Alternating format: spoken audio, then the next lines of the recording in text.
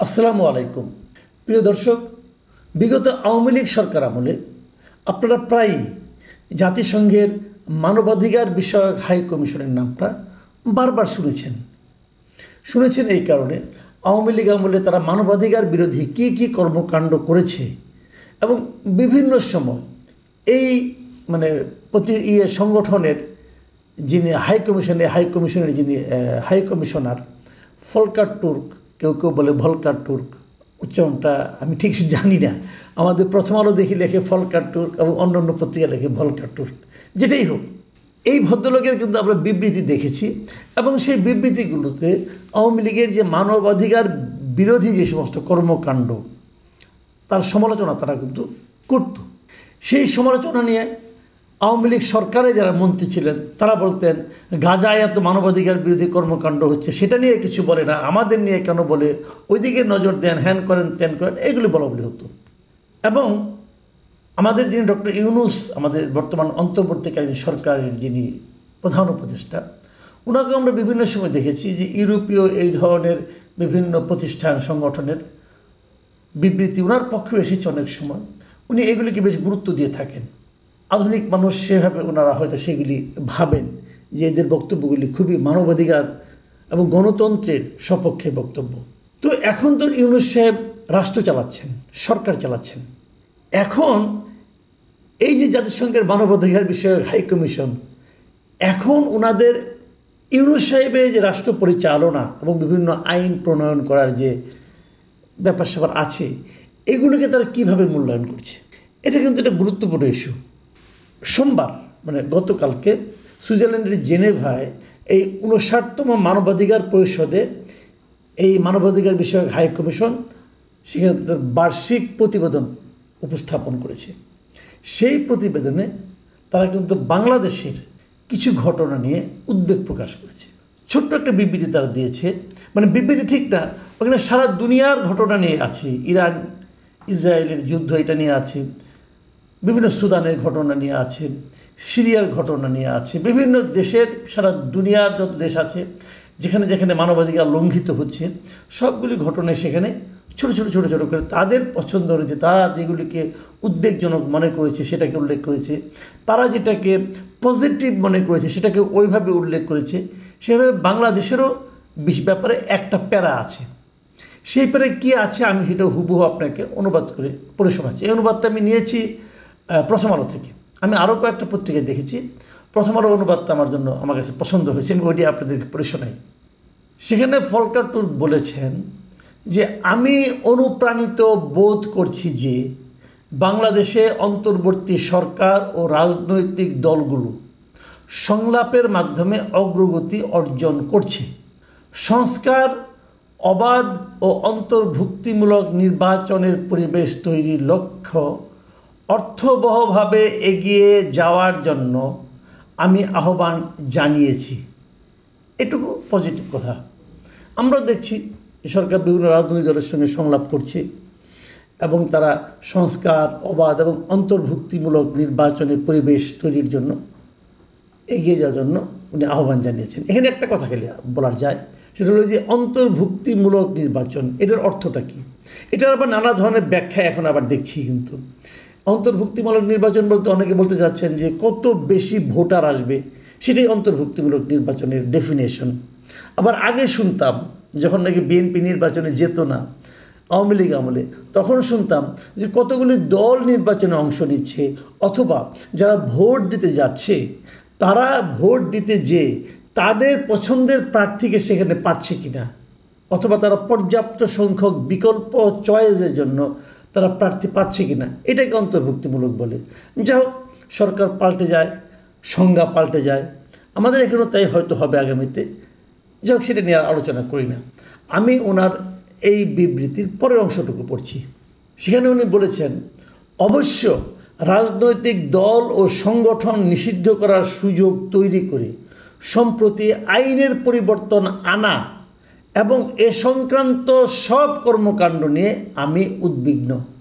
খুব ঠান্ডা মাথায় খেয়াল করুন, উনি কি বলেছেন যে রাজনৈতিক দল ও সংগঠন নিষিদ্ধ করার সুযোগ তৈরি করার জন্য একটা আইনের পরিবর্তন করা হয়েছে। কিন্তু আপনারা এটা জানেন যে মানে এই সরকার কিছুদিন আগে যে একটা মানে আপনার সন্ত্রাস বিরোধী অধ্যাদেশ জারি করেছে 2025, সেখানে বলা হয়েছে সেটা কেন করা হয়েছে যে সন্ত্রাসী কর্মকাণ্ডে জড়িত ব্যক্তি বা সত্তা বলতে নেই সংগঠন, আমি ওদের ভাষায় বলছি, যে ব্যক্তি বা সত্তার যাবতীয় কার্যক্রম নিষিদ্ধ করার বিধান যুক্ত করে সন্ত্রাস বিরোধী অধ্যাদেশ 2025 অন্তর্বর্তীকালীন সরকার জারি করেছে। এবং সেই সঙ্গে তারা আর কি করেছে, এটা জারি করার মাধ্যমে তারা কি করেছে, এটা জারি করার মাধ্যমে এই জারি করার আলোকে যে যতদিন পর্যন্ত আন্তর্জাতিক অপরাধ ট্রাইব্যুনালে এই আওয়ামী লীগের সংগঠনের বিভিন্ন আওয়ামী লীগের যারা ভাতৃপ্রতিম সংগঠন আছে সবগুলোর নেতাকর্মীদের বিচার শেষ না হবে ততদিন পর্যন্ত এদের যাবতীয় কর্মকাণ্ড নিষিদ্ধ হয়েছে এই আইনের মাধ্যমে। এরপর আর কি করছে, আর করছে হলো এই আন্তর্জাতিক ট্রাইব্যুনাল যেটা করছে অপরাধ ট্রাইব্যুনাল, তাদের কিছু আইন সংশোধন করেছে। আইন সংশোধন করার মাধ্যমে আগে এদের আইনে ছিল না যে তারা কোনো রাজনৈতিক দলকে নিষিদ্ধ করতে পারবে, এমন কোনো আইন তাদের ছিল না, এখতিয়ার তাদের ছিল না। ওই এখতিয়ারটা এখন দেওয়া হয়েছে। সেখানে বলা হয়েছে আন্তর্জাতিক ট্রাইব্যুনাল যদি মনে করে যে কোনো রাজনৈতিক দল, তার অঙ্গ সংগঠন বা সমর্থক গোষ্ঠীকে তারা চাইলে শাস্তি দিতে পারে। মানে শাস্তি দেওয়া মানে কি নিষিদ্ধ করতে পারে, আংশিক নিষিদ্ধ করতে পারে, কর্মকাণ্ড নিষিদ্ধ করতে পারে, অনেক কিছুই করতে পারে। এটা তারা করার সুযোগটা আইনটা সংশোধন করেছে। এই যে আইনটাকে সংশোধন করা, এই যে অধ্যাদেশটা জারি করা, এটার ব্যাপারেই কিন্তু এই ভলকার তুর্ক বলেছেন যে রাজনৈতিক দল ও সংগঠন নিষিদ্ধ করার সুযোগ তৈরি করে সম্প্রতি যে আইনে পরিবর্তন আনা হয়েছে এবং এ সংক্রান্ত সব কর্মকাণ্ড মানে এই আইনের আলোকে যে রাজনৈতিক দলগুলোকে যে রাজনৈতিক কর্মকাণ্ড নিষিদ্ধ করা হয়েছে, এখন আপাতত তারা কোনো রাজনৈতিক কর্মকাণ্ড চালাতে পারবে না। এইগুলো সব কর্মকাণ্ড, এই সব কর্মকাণ্ড নিয়ে উনি উদ্বিগ্ন। তার মানে সরকারের এই আইনটাকে, এই অধ্যাদেশটাকে এবং এ সংক্রান্ত কর্মকাণ্ডকে জাতিসংঘ মানবাধিকার কমিশন ভালোভাবে দেখছে না। এটাকে মানবাধিকারের সঙ্গে সাংঘর্ষিক বলে তারা বিবেচনা করছে। তারপরে উনি শেষ বাক্যটা এভাবে লিখেছেন, এটা অন্যায্যভাবে সংগঠনের স্বাধীনতা, মত প্রকাশের স্বাধীনতা ও সমবেত হওয়ার স্বাধীনতাকে সীমিত করবে। মানে এই আইনটা হলে সংগঠন করার স্বাধীনতাকে সীমিত করে দিবে, মত প্রকাশের স্বাধীনতাকে সীমিত করে দিবে এবং একসঙ্গে কিছু লোক একটা বিষয়ে আলোচনা করার জন্য সমবেত হবে, সেই সমবেত হওয়ার স্বাধীনতাকেও সীমিত করবে। কথা কিন্তু পরিষ্কার। এই কথাগুলো পশ্চিমা জগতের কাছে খুবই প্রিয় ব্যক্তিত্ব ডক্টর মোহাম্মদ ইউনূস কীভাবে দেখবেন, কিভাবে মূল্যায়ন করবেন? উনি কি বুঝতে পারছেন যে ওনার অবস্থানটাকে উনি টেনে কোথায় নামিয়ে নিয়ে যাচ্ছেন? ওনার কর্মকাণ্ড নিয়ে জাতিসংঘ মানবাধিকার হাই কমিশন এখন সমালোচনা করছে। এই সমালোচনাটা উনি অর্জন করেছেন। এটা কি শেষ বয়সে এসে ওনার অর্জন করার কথা ছিল না। যে কাজটা উনি করতে যাচ্ছেন এটা তো বোঝাই যাচ্ছে। এই আইনটা সংশোধন করা হয়েছে আওয়ামী লীগকে এবং তার অঙ্গ সংগঠনকে নিষিদ্ধ করার জন্য। এটা বোঝাই যাচ্ছে, বুঝতে কোনো কষ্টকর হওয়ার কথা না। ভলকার তুর্ক যখন কষ্ট হয় নাই, আমাদের নাকি কষ্ট হবে? আমরা তো এখানেই বসে আছি। শেষ পর্যন্ত ওনারা পারবেন কি না এবং করলে পরে তার প্রতিক্রিয়া আমাদের এই সমাজে কি হবে সেটা বোঝার মতো মানসিক স্থিরতা কি ডক্টর ইউনূস সাহেবের আছে? ওনার বয়স হয়ে গেছে, আমার ইদানিং একটু সন্দেহ হচ্ছে। ভিন্ন মতকে ধারণ করার যে ক্ষমতা সেটা কি আছে? কিছু বললেই যে কথাটা বলা হয়, আমি এই কথাটা বলে আলোচনাটা শেষ করব। এটা নিয়ে পরে আরেকটা আলোচনা করব, যে কথাটা বলবো এখন সেটা নিয়ে। সেটা কি হচ্ছে, যে কথাটা বলা হচ্ছে যে সন্ত্রাসী কার্যক্রমে জড়িত ব্যক্তি বা সত্তার যাবতীয় কর্মকাণ্ড নিষিদ্ধ করার বিধান, মানে যারা সন্ত্রাসী কর্মকাণ্ড করে তেমন ব্যক্তি বা সত্তা মানে সংগঠন, এটাকে নিষিদ্ধ করতে হবে। এই হলো মূল লক্ষ্য। তো এদেশের সন্ত্রাসী কার্যক্রম কে করে বলেন? কোন দল করে? আমি একটা সহজ উত্তর দিই। এদেশে সব সময় সন্ত্রাসী কার্যক্রম করে সরকারে যে থাকে, সেই সরকারের যে দল তারা। যখন আওয়ামী লীগ থাকে সরকারে, আওয়ামী লীগ করে।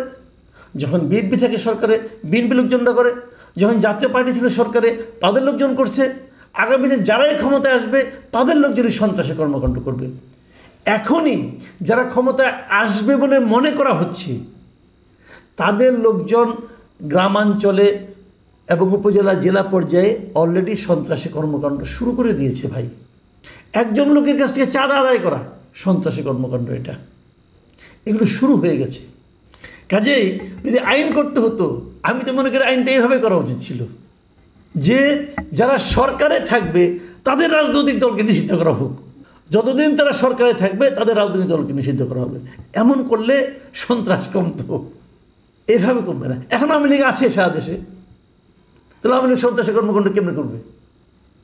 আওয়ামী লীগ যখন বলতো যে বিএনপিরা সন্ত্রাসী কর্মকাণ্ড করে, জামাত করে, তখন আমাদের কাছে হাস্যকর মনে হতো। কেন?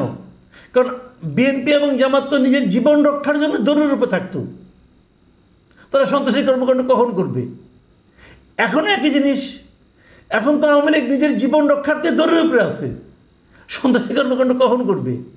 কাজে এই যে সিদ্ধান্তটা সরকার নিয়েছে, আইনটা সরকার করতে যাচ্ছে, করেছে অলরেডি এবং আইনের প্রয়োগ হচ্ছে এখন, এটা যতটা না সন্ত্রাসী কর্মকাণ্ডের হাত থেকে জাতিকে রক্ষা করার জন্য, তার চেয়ে বেশি একটা বিশেষ দলের প্রতি তাদের যে প্রতিহিংসা চরিতার্থ করার মনোবাসনা, সে কারণে হচ্ছে। ভলকার তুর্ক কিন্তু এই ব্যাপারে উদ্বেগ প্রকাশ করেছে। এই উদ্বেগ, এটা তো অফিসিয়াল উদ্বেগ, সারা দুনিয়ার লোক দেখেছে। এই উদ্বেগ এই সরকারকে কতটুকু স্পর্শ করবে সেটা একটু আগে দেখার অপেক্ষায় থাকলাম। প্রিয় দর্শক, এখন এই পর্যন্তই। আল্লাহ হাফেজ।